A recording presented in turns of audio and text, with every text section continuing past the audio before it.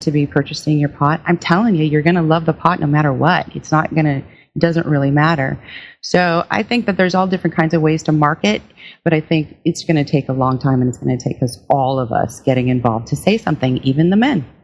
We had a really great discussion on the show a couple weeks ago with Wes Abney, the publisher of the Northwest Leaf magazine, about how he doesn't take overly sexualized ads and how he has spent a good deal of time educating his advertisers about why he doesn't think that's the best approach for them, and they kind of work through that. What do you recommend for people of either gender to communicate to the companies that are using this kind of imagery? Because we don't want to create a situation where it is angry conflict, because that will just isolate and alienate the vendor. You've obviously spoken about this at length. So what kind of words do you find are to the point and yet non-conflict creating?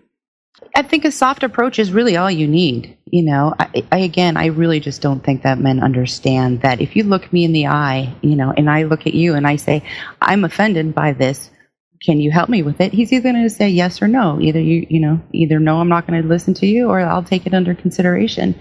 I'd like to go straight to the head. We can go. Wes Abney is a great example. He has a wife and lovely daughters. He gets it. He understands it.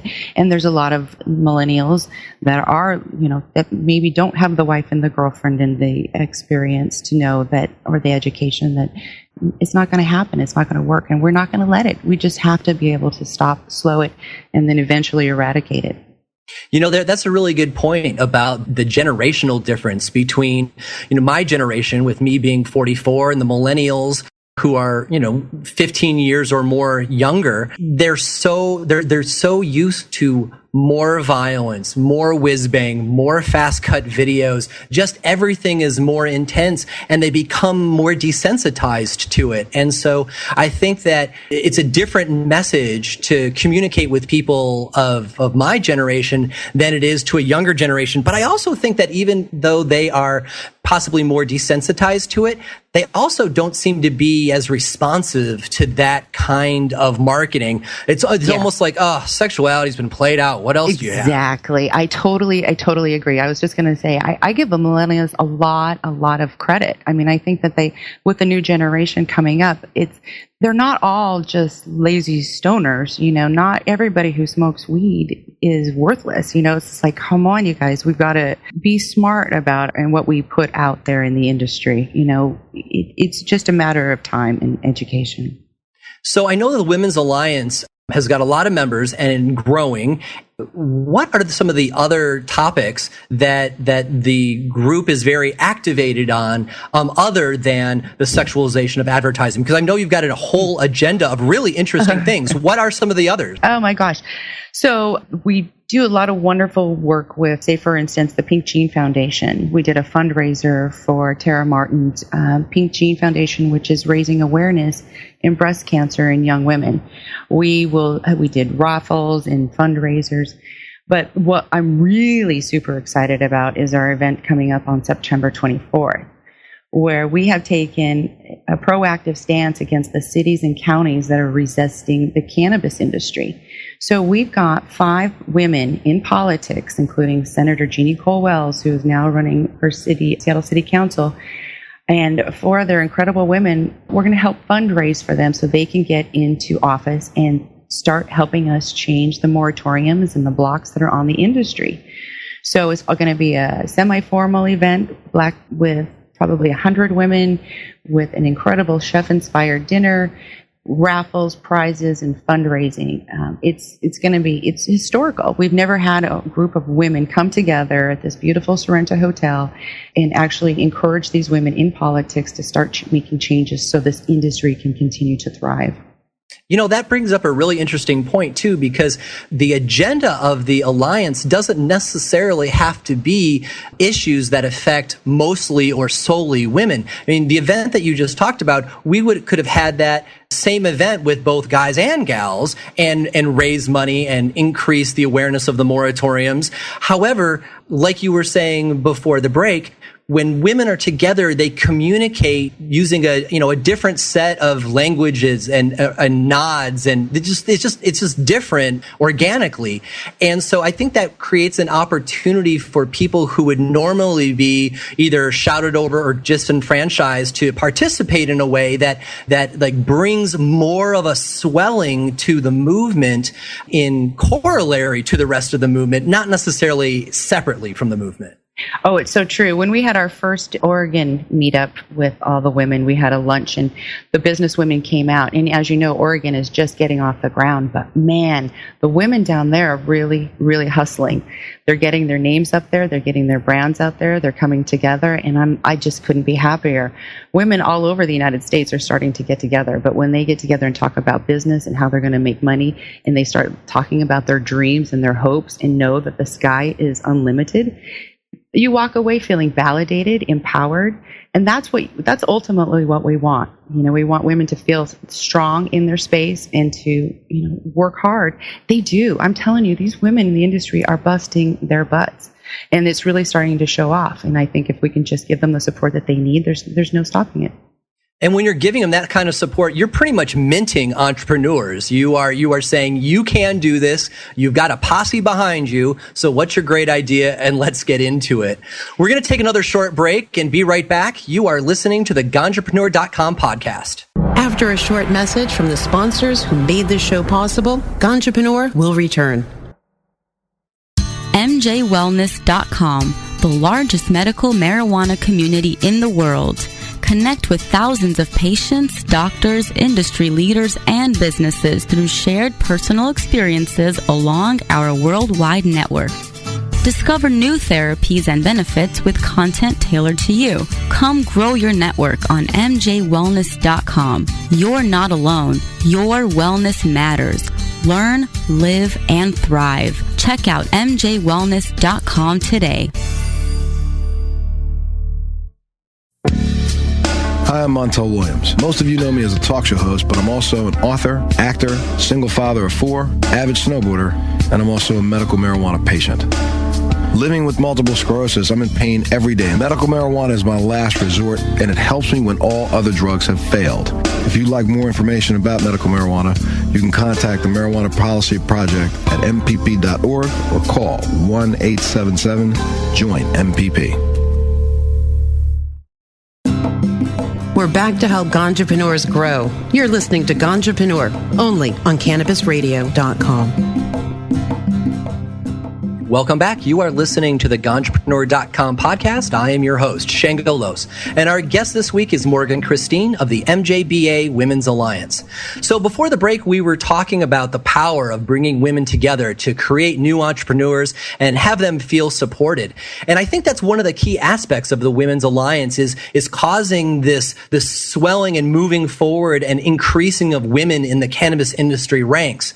So Morgan, as somebody who travels the country speaking to women's groups and essentially cheering them on to get involved, what do you see as some of the best things that can be done at the local level to start these grassroots organizations? Because a lot of the folks, getting into cannabis itself is new, but also creating a new women's organization might be new to them as well. But you've done this now several times. So go ahead and break out the blueprint for folks so that they can start doing this where they live. Yeah, sure. So it's also very scary. I think that's also been part of the problem, talking about pot or smoking pot in public or even growing, we've been fearful and scared and hidden for so long. So I would encourage any woman who's already a casual user or is just extremely interested in the industry to find another woman who's doing the same thing and has the same interest. Start slow.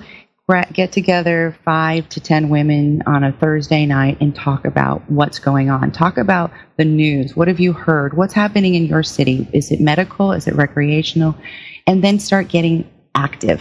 And the way to get active is to show up at association meetings, show up at rallies, go down to your courthouse, your city council meetings. The way that we started with the MJBA and the Women's Alliance was just a matter of getting all the growers that I knew together, all of the smokers that I knew together, putting them in a room and talking about the topics that matter. And our goal at the time, as it is today, is legalization. The way to move the ball forward is to get it removed from Schedule 1, and the goal is to normalize it. So women, please, smoke in public or smoke in front of your friends who may be drinking instead, and encourage them, to show them the benefits of cannabis. And just talk about it. And the more that you talk about it, the more you normalize it. The more you normalize it, you'll start turning the heads of the old cranky people who don't get it, or the stodgy old people who just have the old mindset of what cannabis used to be and how you used to go to jail. So you have to be careful at the same time, but it requires people to be bold. You got to be brave. I love your idea of modeling cannabis for your neighbors by puffing in front of them, and so that they feel more free to do it themselves. That's a great image. You bet. Absolutely. I always get concerned though too. I'm like, I'll smoke outside and I see a kid, and I'm so nervous about it. I'm like, well, I better hide it. And then I'm like, well, their dad is standing right there chugging a beer. Why shouldn't I be able to enjoy my joint, in privacy and away from the building and, within all the regular guidelines? But then I'm like, you know what? I'm okay with this. And I think other women should be too, and men in general. I like what you said about not only, getting everybody together for this women's night to get something started and have an actual agenda and talk about what directions you want to move in and what you can do that's concrete, because we talked with Warner from Cannabis Basics. And one of the things she said that really turned me on was that, not only is she an entrepreneur and doing the Cannabis Basics business, but she's also very active in the legislature, and she's influencing politicians, and she's going to them on behalf of normalization, but also her health and beauty aids legislation. And so she's playing this dual role, both as entrepreneur and also as active citizen. I love Warner. Honestly, she has been one of the major women who have inspired me. She's the one who pulled me into Women of Weed, and she's the one who actually helped me inspire the whole business side of it. And the great thing, and I'm just always so impressed with her. So this new HABA bill that she has, that she had help with passing, allows for less than 0.3 THC in health and beauty products. This is major. This is something that she's been working hard on. She's been aligning herself with the right people, getting to know her legislators, showing up and doing exactly what she's supposed to be doing. And it's working. And it's working. To have this level of THC in an over-the-counter product is historical. So absolutely good on her, and good on all the work that she's doing. There are so many wonderful women, and she is a perfect example. Yeah, that's a really good example of modeling, too. We may have been joking before about getting high in front of our friends to encourage them to. But also, doesn't just say, go and do this. She's all like, follow me, and that's the kind of leader that I'm more down with. Absolutely. We always have a great time when we get together. It's fun, too, we work. And I was always joking because so many of us women have products in our trunks. When we show up at conventions together and you pop a trunk and there's all of our swag and our stuff and our products and our stuff, and we haul it in our sneakers, and we go in and we put on a slightly higher pump. In Oz case, she usually has 3-inch platforms. I don't know if you've seen those boots, but they're crazy. Yeah, I have. So yeah, I'm really, really, really impressed with so many women in her organization and in Normal, Women Grow, Women's Alliance. There's so many wonderful organizations that are already out there. But if there isn't, start your own. Get together and make it on a recurring basis so that you always know that month is coming up and you know what you want to talk about. And make it fun at the same time. That's great. Well, I can't think of any better way to end this than by cheering on Warner. So with that, we're going to call it for today. Thanks so much for taking the time to chat with us, Morgan. Thank you, Shango. This was really a lot of fun. I'm happy to have done it. Morgan Christine is founder of the MJBA Women's Alliance. You can find out more at mjba.net, also on Facebook at /MJBA Women's Alliance, and also the mjnewsnetwork.com. You can find more episodes of the Ganjapreneur podcast in the podcast section at ganjapreneur.com. You can also find us on the Cannabis Radio Network website and in the Apple iTunes store.